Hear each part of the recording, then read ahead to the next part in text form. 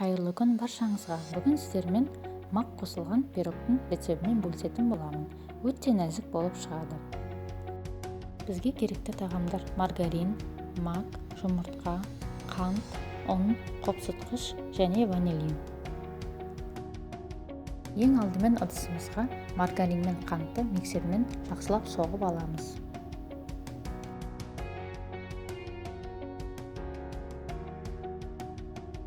Жұмыртқаны салып, тағы да араластырамыз.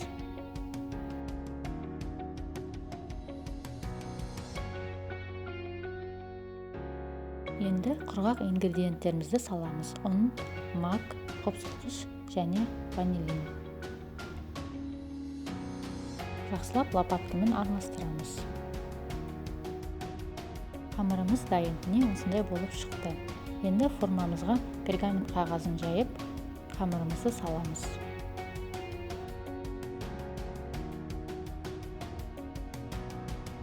Бетіне шие салдым, бірақ бұл міндетті емес. Осыны қызып тұрған пеште 180 градуста 30-35 минут пісіреміз. Мақ қосылған пирогымыз дайын. Бетіне қант ұнтағын себеміз. Өте нәзік, дәмді болып шықты. Менің рецептім бойынша дайындап көруге кеңес беремін.